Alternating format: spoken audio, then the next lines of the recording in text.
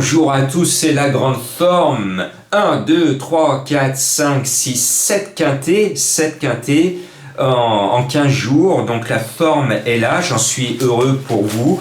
Un joli quintet en 6 chevaux et avec un Joli Prince. Alors Joli Prince était le coup de cœur pour mes abonnés des pronos du cœur, comme l'était My Charming Prince en début de semaine. Les deux ont gagné, j'en suis heureux et à la fin de cette vidéo, je vais vous démontrer la valeur ajoutée des informations que je donne à mes abonnés et je décrivais pourquoi j'avais repéré Joli Prince, parce qu'il avait un papier somptueux. Il avait un papier somptueux, c'est normal qu'il gagne. Et moi, j'alertais ce numéro 16, je le voyais gros comme une maison, par contre supersonique. La fusée avait dératé et on a vu la différence de monte entre le jockey de Supersonic qui est resté dans les derniers, et puis le jockey, le maître, qui a monté de façon extraordinaire en maître, qui lui, avec son numéro 16, a été tout de suite devant, et il a mené la course, et il est resté premier sur le poteau, comme quoi, quand on a un numéro à l'extérieur, et qu'on est vraiment motivé, eh bien, on gagne le quintet. Je referme cette parenthèse. On va retrouver à la Prairie, c'est le nom de l'hippodrome de Caen ce jeudi, notre grand champion, cheval de l'année selon mes confrères 2022, alors que vous qui avez voté, vous m'avez voté deux noms différents. Au trot, c'était Gallius, le regretté Gallius qui était votre cheval de l'année et le mien aussi.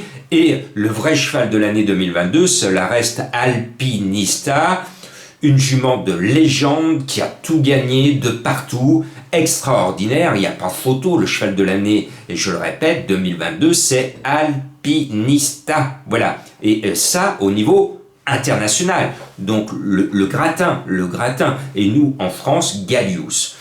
Étonnant, a raté comme l'année dernière son prix d'Amérique, il a été malade, il a été soigné, il revient bien, il a envie de trotter, il est prêt pour faire son retour. Maintenant, il n'est pas à 100%, mais comme l'on dit ici, il a 2 127 000 euros de gain, il est déclassé au gain, et sauf incident, ce 2 étonnant devrait gagner, surtout que c'est Alexandre le Grand, comme je lui ai donné depuis longtemps ce surnom, à Brivard, qui est aux commandes et qui va certainement le mener au succès. Et puis, j'aime bien un petit cheval qui peut se révéler à mon sens à ce niveau, c'est le 7 Capitol Mel, c'est un cadet, un petit jeune italien, et il peut rouler des mécaniques sur le poteau. Moi je le sens bien, ce Capital Mel, et ce Mel je l'envoie tous les jours à mes abonnés avec plein d'informations, des pronos sur toutes les courses et toutes les réunions françaises.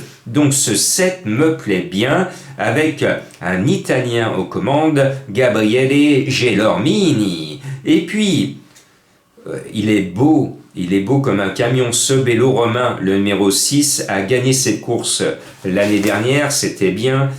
Il était à l'arrivée de cette course en 2020, c'est donc sa course à lui. Il a un joli nom, ce Bello Romain, et malheureusement pour lui, c'est un vieux de la vieille. C'est sa der en France. Il est frappé par la limite d'âge à la fin du mois, les 11 ans et plus à partir du 1er avril, et ce n'est pas un poisson, ne pourront plus courir en France. Il ira voir ailleurs, notamment en Belgique. Donc, par respect pour ce cheval, le 6, ce Bello Romain, je le mettrai haut, comme beaucoup. La course a été préparée, Mathieu Mottier est aux commandes. Normalement, il va faire acte de présence et il va vouloir sortir par la grande porte. Chapeau, ce Bello Romain. On t'aime bien, on te suivra sous d'autres latitudes et on pourra parier également sous tes sabots avec nos amis belges qui ont toujours la frite et que je salue au passage.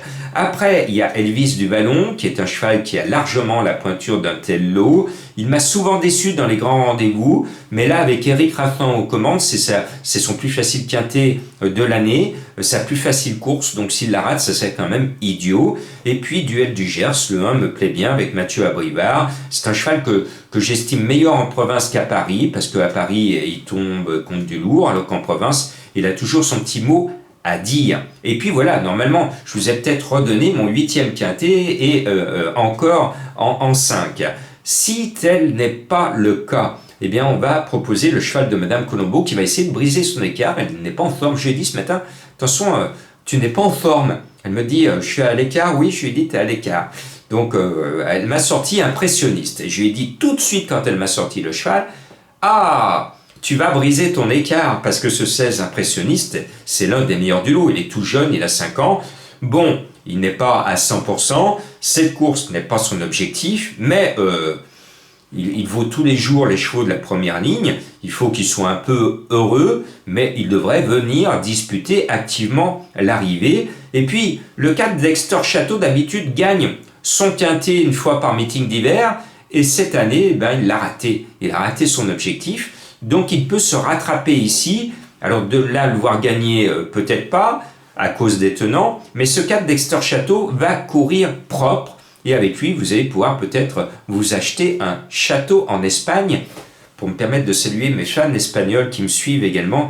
Vous êtes géniaux, hein, vous me suivez dans le monde entier. Là, ça me fait chaud au cœur quand je vois tous ces pays qui suivent mes pronos de loin pour jouer sur nos bonnes courses françaises. Donc le 4 a une chance, alors bien sûr, pour venir grignoter la 5e place du quintet. Et puis, je me dis quand même une arrivée de favoris comme ça, c'est un peu trop simple. Donc il peut y avoir une surprise. Donc dans ce cas-là, je me suis dit, tiens Jean-Marc, qu'est-ce que tu vas proposer? Et j'ai trouvé mon petit tocard de derrière les fagots, le 11 Flaubert GD. Et vous, certains et certaines d'entre vous ont une mémoire d'éléphant. La dernière fois, il n'a couru qu'un quintet, Flaubert GD. Et ce jour-là, je l'avais mis. Et ce jour-là, il me semble de mémoire que c'était un vendredi, un soir de Black Friday. Eh bien, il avait gagné à cote. Donc, je ne l'oublie pas. Et puis voilà, vous l'avez vu ces derniers temps, mes coups de cœur sont en grande forme. Et je m'applique souvent de vous donner un coup de cœur qui ne soit pas parmi les gros favoris de la presse. Et là, je l'ai trouvé. Mon coup de cœur, il est à 24 contre 1. Ça, c'est du coup de cœur. Il est risqué, mais c'est ma découverte. C'est le 16 Joli Prince. Et après avoir touché cette semaine My Charming Prince, on va peut-être toucher encore un prince avec ce Joli Prince. Pourquoi c'est ma trouvaille? Pourquoi c'est mon coup de cœur? Parce qu'il a une ligne en béton armé. Regardez, prenez votre loupe, regardez sa performance du 4 mars à Chantilly sur ce parcours un peu plus long, puisqu'on est sur 1009, là c'était sur 2100. Eh bien, Joli Prince est battu d'un nez, il a failli gagner sa course, il est battu d'un nez, et il précède de 2 longueurs, tenez-vous bien, il précède de 2 longueurs, Great Rotation, qui a fait l'arrivée de quintet. Joli Prince met 2 longueurs derrière lui, un cheval qui a montré il n'y a pas si longtemps sa pointure quintet, Great Rotation. Et il même à 3 longueurs 3 quarts, Warm Breeze, qui l'année dernière a fait l'arrivée des quintets. Waouh! Joli Prince vient de se payer 2 chevaux, pointure quintet, et il se retrouve le plus léger de la course. Et chez nous, à Vaux-en-Velin-la-Soie, parce qu'on vous met Lyon-la-Soie, mais quand vous êtes sur l'hippodrome, vous n'êtes absolument pas sur la ville de Lyon, vous êtes sur la ville de Vaux-en-Velin, à cheval pratiquement avec la ville de Villeurbanne. Donc ça me fait toujours sourire de voir Lyon-la-Soie comme Lyon-Paris. Ce n'est pas Lyon-Paris, c'est Bron-Paris. Rendons à César ce qui est à César, à Vaux-en-Velin ce qui est à Vaux-en-Velin, et à Bron ce qui est à Bron. Voilà. Donc il a gagné courageusement à la soie, sur le sable, et on sent que c'est un cheval qui s'est enclenché parce que à la soie c'était sa rentrée, il n'avait pas couru depuis Vittel sur le gazon depuis le mois d'août, et puis c'est un cheval qui semble bien meilleur que sur le gazon lorsqu'il voit du sable. Ça fait 2 fois qu'il court sur le sable, 2 fois, alors une fois qu'il gagne et l'autre fois il n'a pas tapé loin. Il est sur le sable, monté par le maître. Il a un énorme défaut, c'est qu'il a tiré le 16 tout à l'extérieur, mais avec le talon de le mettre sur le dos, je ne serais pas surpris que ce Joli Prince fasse une grande performance et surprenne.